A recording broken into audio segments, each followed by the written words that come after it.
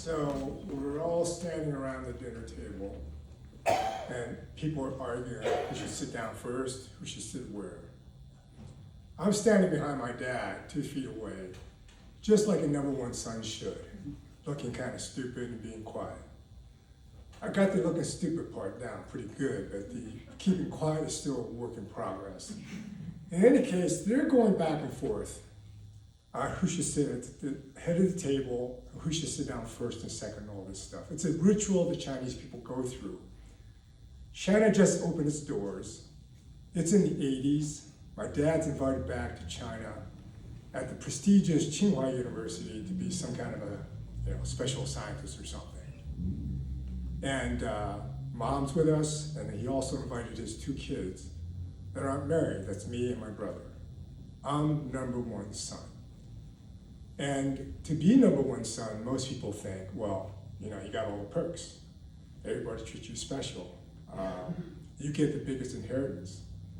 Well, that's not true in my family. I have 3 older sisters, and growing up with them, I really felt like they could do nothing wrong, and I could do nothing right. But my parents are wonderful, my dad's wonderful. He wanted all his girls to have a career and have a life that any man, any boy would have.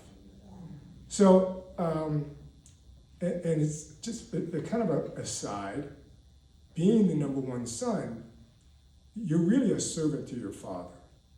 And all these rituals we go through, being Chinese and having manners, I don't even call them manners. It's almost like codified behavior.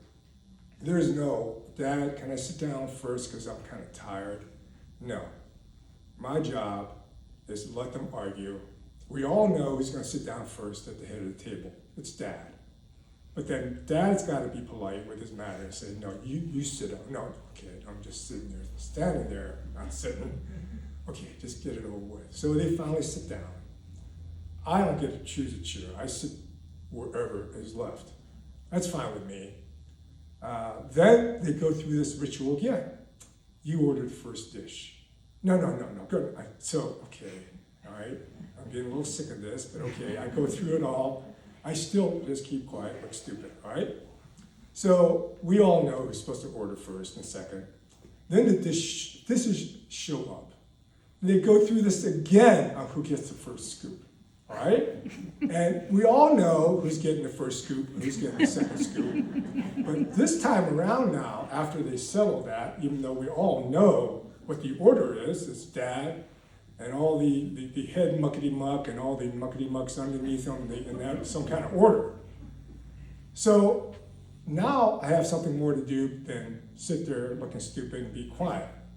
My job is to serve everybody, okay? And I know that. I've done it pretty well. I grew up, like I said, being my dad's servant. I'm in grad school at the time, so I'm kind of flapping my wings a little bit. I'm out of the nest. And so all that stuff is kind of behind me, so I think. All right, I'm now outside of the home. But take me back now. I'm in China. I'm the number one son again. It's multiplied 10 times. So I'm about fit to be tied. We've been doing this like, it seemed like every other day for 3 weeks. And we're 3 weeks into a 2-month-long tour of China. So anyway, when the food shows up, I don't know what happened to me that day. I just was sick of it all. Okay, you guys have to argue all the time. God damn it. So I scooped to my dad, and then next, hi, muckety muck. And by the 3rd scoop, I said, fuck this. So my arm and the spoon did a U-turn, and I put the food on my plate. All right, and threw the spoon back on the dish. The table just went silent, all right? Just totally silent. And I knew what I did, but it's kind of like tough shit, all right? My mom breaks the silence by apologizing to the group. My son, being raised in the States, he doesn't always know the manners, all right? I didn't say anything. I couldn't care less that day. Like I said, I had to deal with this for another month and a half, all right? So that's the kind of rebellious years in my 20s, like I said. Just kind of out of the house and feeling my oats and getting out of my Chinese mode, all right? And you would figure, all right, I would eventually get this stuff down because you are trained this way all the time. Like I said, it's not really manners, it's really codified behavior. And it's so intricate in Chinese society. So fast forward, I'm in my 40s now. My wings are spread. I figure I got, I'm a father, I got this stuff all down. So I'm doing a sabbatical down at the NIH. And I go down there to look for an apartment to stay. My son and wife stayed here in State College. I was given explicit directions by mom and dad. When you go there and look for an apartment, you cannot stay at the Fus. The Fus are family friends. They've known each other since grade school in China. So, of course, I drive down there, and that weekend, I stay at the Fus. That was okay, to look for an apartment. And throughout this whole 2-day period, they insist I stay with them and not find an apartment. All right? So, what do? I thought, okay, they're really insisting. I really have to be polite. That's the right thing. That's manners and stuff. So I go ahead and stay there. Well, back then there were no cell phones. So I get a phone call from mom about 2 weeks or a week into the stay. And she just wants to check up on me. So she asked me, well, tell us about your place. And I say, I'm staying with the Fus. Then the next thing I hear is this loud voice. He's staying with the Fus! Okay, I knew she was telling dad, and it was not meant for me. Then there's this silence, and I'm thinking, oh shit, dad's coming to the phone. If dad comes to the phone, you are in trouble, because dad hates talking on the phone. He doesn't know anything about small talk. In his later years, mom kept on kind of nagging him to try to talk more with me when I'm on the phone. It was so awkward. I thought, no, Dad, don't even try, okay? But in any case, he gets on the phone. He said, you're staying at the Fus? And I get all defensive. Like, even though I'm in my 40s now, I'm like a 10-year-old. They insisted, all right? To which he said, what's wrong with you? Don't you know they have to insist? And don't you know you have to say no?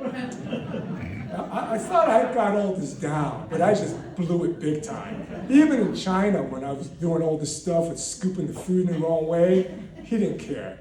Now he really got pissed at me. So I moved out, I found my own place. And then the half year I was there, the Fus would always insist on taking me out to dinner every week. Then, I knew how to act. We'd have to argue about the bill and the order. So I did all that stuff. But I could never manage to pay the bill. They could always out-Chinese me, all right? They always pick up the bill. So I had no idea what the heck to do. So I called out home and said, Dad, can I, ask Mom to get Dad. So I said, Dad, look, I totally lost confidence, all right, in this Chinese mode I was supposed to be in, because things just got turned around, all right? It was so simple. Don't stay there, but I stayed there. Don't you know you're not supposed to, So I said, look, they're taking me out to dinner every week. They insist on me going out there. If I say I can't make it, they'll show up at the lab. And then every time we go out, I can't seem to pay the bill. They always pick up the bill. I said, what am I supposed to do? So I did manage to get a giggle out of him. He did kind of see the humor in the situation that I, now in my 40s, was totally lost on this manners and proper protocol. He laughed, he said, no, go out with them. They enjoy your company, let them pay. When we go there and visit them, we'll pay them, all right? And indeed, they did visit DC before I left my sabbatical. My parents bought a big, massive TV for them. And, that's my parents. They're amazing people. So living a life of this, I remember talking to my niece, my oldest sister's daughter, about this, because it's like all the young Chinese kids just hate this stuff. And we giggle and laugh about it when we go through this ritual. And I'm the kind of uncle who will kind of make fun of them when they're doing this. But anyway, she is agreeing. She can't stand this. Then she said something. She said, you know something what's crazy? Like, if you're around other Chinese and some other Chinese person breaks protocol and does something wrong, you notice you get all bent out of shape about it? I thought, yeah, you're right, this is nuts. Even though I think it's crazy, when somebody else breaks the rules of the Chinese, we just think, good God, what's wrong with you? So anyway.